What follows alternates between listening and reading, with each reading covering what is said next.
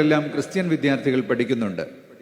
ഉണ്ടെന്ന് മാത്രമല്ല, ധാരാളം ക്രിസ്ത്യൻ വിദ്യാർത്ഥികൾ നമ്മുടെ സ്ഥാപനങ്ങളിൽ പഠിക്കാൻ വേണ്ടി മത്സരിച്ചുകൊണ്ട് വരുന്നുണ്ട്. ഹിന്ദുക്കൾ പഠിക്കുന്നുണ്ട്.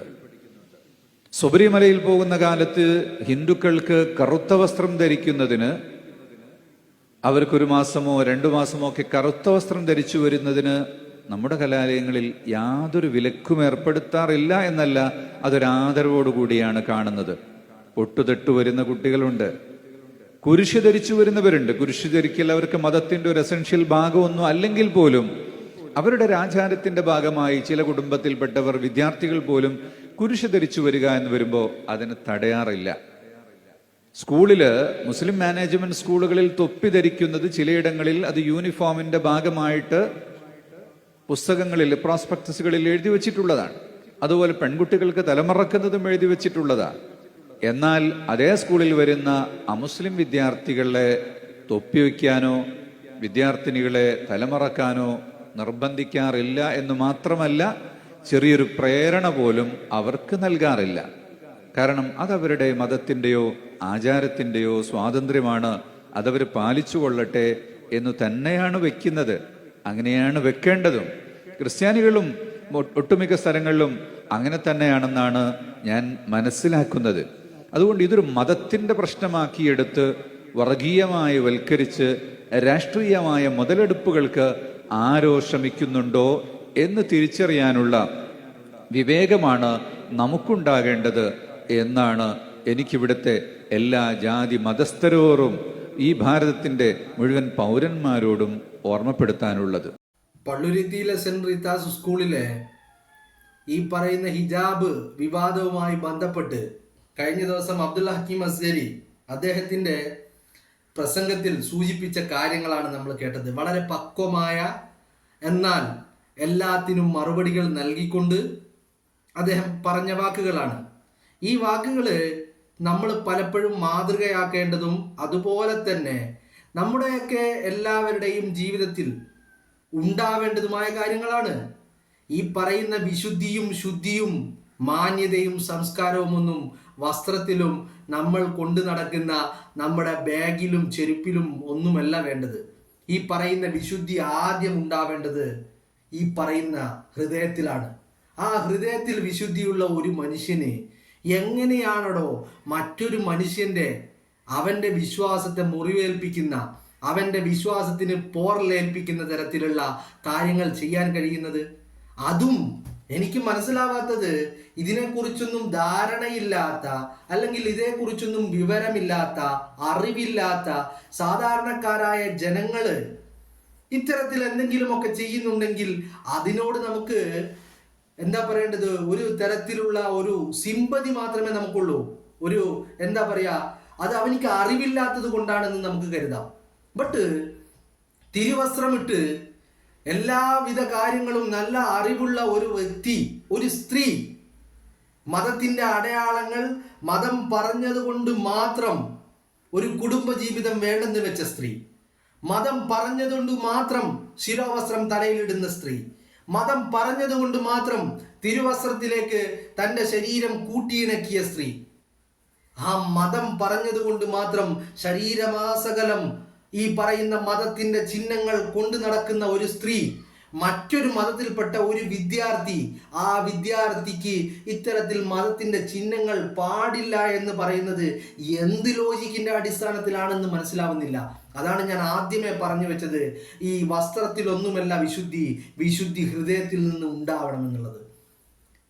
ഇവിടെ ഈ പറയുന്ന പള്ളുരുത്തിയിലെ സ്കൂളുമായി ബന്ധപ്പെട്ട ഹിജാബ് വിഷയത്തിൽ ഇതുമായി ബന്ധപ്പെട്ട് മുതലെടുപ്പുകൾ നടത്താനും ഇതുമായി ബന്ധപ്പെട്ട് ഇതിനെ വർഗീയവൽക്കരിച്ച് ഇവിടെ വർഗീയമായ വിഷവിത്തുകൾ പാകാനും പലരും ശ്രമിക്കുന്നുണ്ട് എന്നുള്ള കാര്യത്തിൽ ഒരു തർക്കവും ഇല്ല.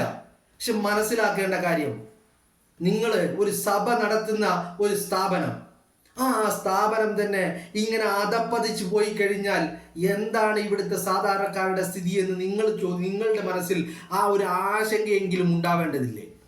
ഒരു സമൂഹത്തെ, ഒരു സമുദായത്തെ മുന്നിൽ നിന്ന് നയിക്കുന്ന നിങ്ങൾ തന്നെ ഇത്തരത്തിലുള്ള വർഗീയമായ കാര്യങ്ങൾ ചെയ്യുക, വിഷവിത്തുകൾ ഈ സമൂഹത്തിൽ ഛിദ്രത ഉണ്ടാക്കുക എന്നൊക്കെ പറഞ്ഞു കഴിഞ്ഞാൽ ഇതിലും മ്ലേച്ഛമായ മറ്റെന്ത് പ്രവൃത്തിയാണുള്ളത്? ഇതിലും മ്ലേച്ഛമായ മറ്റെന്ത് പ്രവൃത്തിയാണുള്ളത്?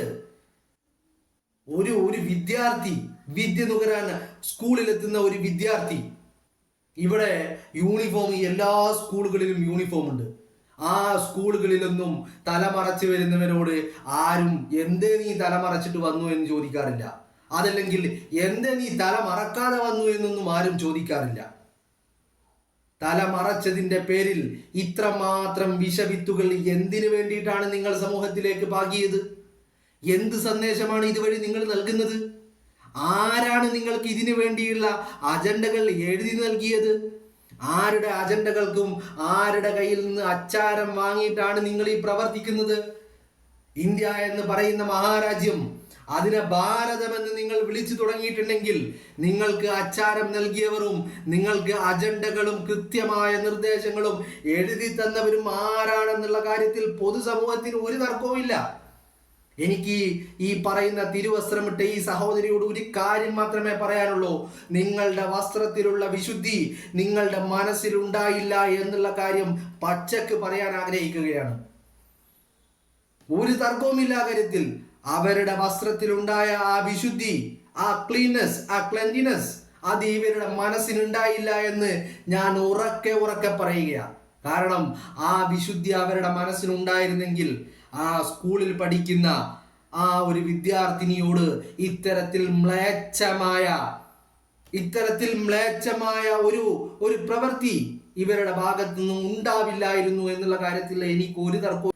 കേരളത്തിലെ ലക്ഷക്കണക്കിന് വരുന്ന ക്രിസ്ത്യൻ സമൂഹത്തിൽപ്പെടുന്ന ക്രിസ്ത്യൻ വിശ്വാസികളെ, ക്രൈസ്തവരെ ഒന്നടങ്കം പ്രതിക്കൂട്ടിലാക്കുന്ന രീതിയിൽ ഈ പറയുന്ന സമുദായത്തിന്റെ നേതൃസ്ഥാനത്ത് നിന്നുകൊണ്ട് അവർ വിശുദ്ധരായി കാണുകയും അതിൻ്റെ ബഹുമാനങ്ങളും ആദരങ്ങളും കൊണ്ടു നടക്കുന്ന ഈ തിരുവസ്ത്രമിട്ട ഒരു സ്ത്രീ ചെയ്ത ഒരൊറ്റ സ്ത്രീ ചെയ്ത ഈ പറയുന്ന പാതകത്തിന്റെ പേരിൽ ഈ വരുന്ന ലക്ഷക്കണക്കായ വരുന്ന ക്രിസ്ത്യാനികൾ ഇതിന്റെ മനോവിഷമം അനുഭവിക്കുന്നുണ്ട്.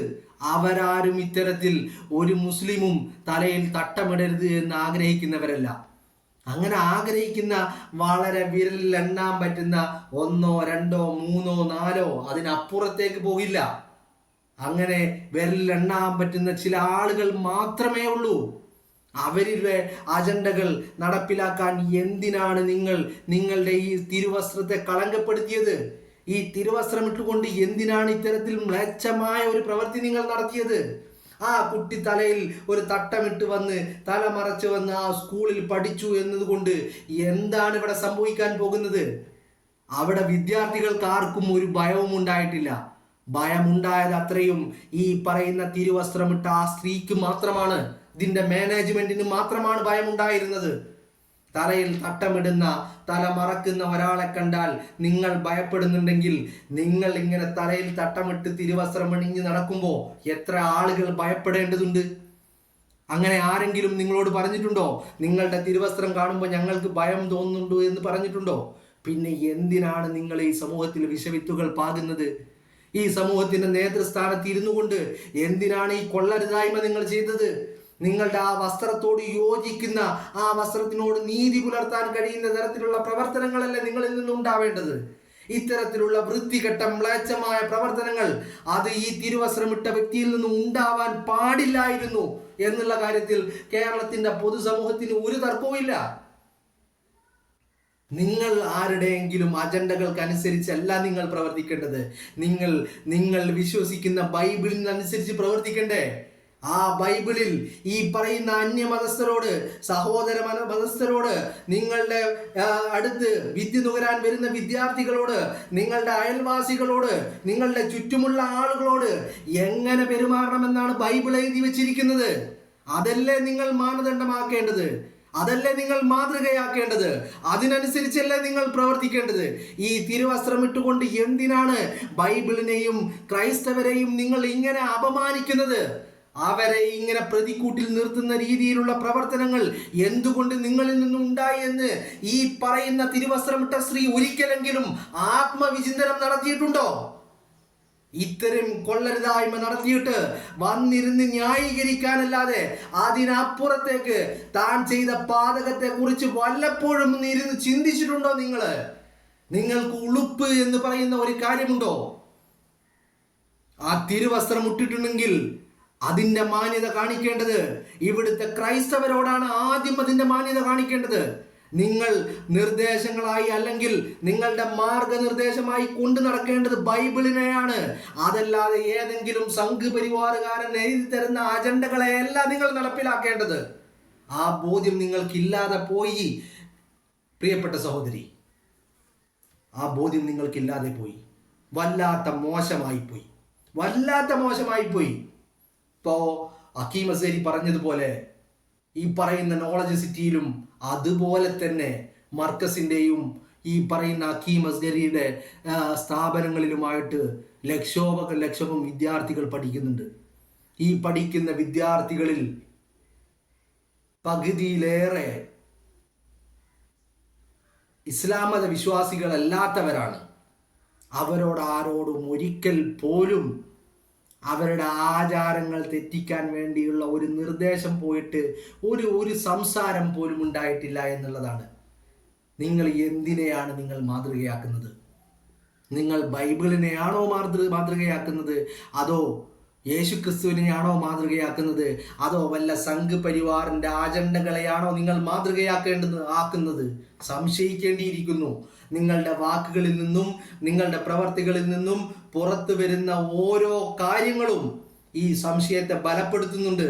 നിങ്ങൾ പലരുടെയും അജണ്ടകൾക്കനുസരിച്ചാണ് കാര്യങ്ങൾ ഞങ്ങളുടെ സംശയങ്ങളെ ബലപ്പെടുത്തുന്നുണ്ട്. അതായത് നിങ്ങൾ പ്രവർത്തിക്കുന്നത് സംഘപരിവാറിന്റെ ആളുകളായിട്ടുള്ള പലരുടെയും അജണ്ടകൾക്കനുസരിച്ചാണ്. അത് നിങ്ങളുടെ വായിൽ നിന്ന് വന്ന ഇന്ത്യ എന്ന് പറയുന്ന മഹാരാജ്യത്തിന് പകരം, ആ പേരിന് പകരം നിങ്ങൾ ഉച്ചരിച്ച ഭാരതം എന്ന് പറയുന്ന വാക്കുച്ചരിക്കുമ്പോഴും അതിനപ്പുറം നിങ്ങൾ നന്ദി പ്രകടിപ്പിക്കുന്ന ആളുകളെയും കാണുമ്പോൾ നിങ്ങളുടെ അജണ്ടകൾ എവിടെ നിന്ന് വന്നു, ആരാണ് നിങ്ങൾക്ക് നിർദ്ദേശം നൽകിയത് എന്നുള്ള കാര്യം വളരെ വ്യക്തമാണ്. എന്തൊക്കെയാണെങ്കിലും തിരുവസ്ത്രം ഇട്ടുകൊണ്ട് നിങ്ങൾ ചെയ്തിരിക്കുന്ന ഈ മ്ലേച്ഛത്തരം അത് അംഗീകരിച്ചു തരാൻ കഴിയില്ല എന്ന് മാത്രമല്ല, ആ വസ്ത്രത്തിൻ്റെ വിശുദ്ധിയെ പോലും കളങ്കപ്പെടുത്തുന്ന രീതിയിലാണ് നിങ്ങളുടെ പ്രവർത്തനങ്ങൾ ഉണ്ടായിരിക്കുന്നത് എന്നുള്ള കാര്യത്തിൽ യാതൊരുവിധ തർക്കവുമില്ല.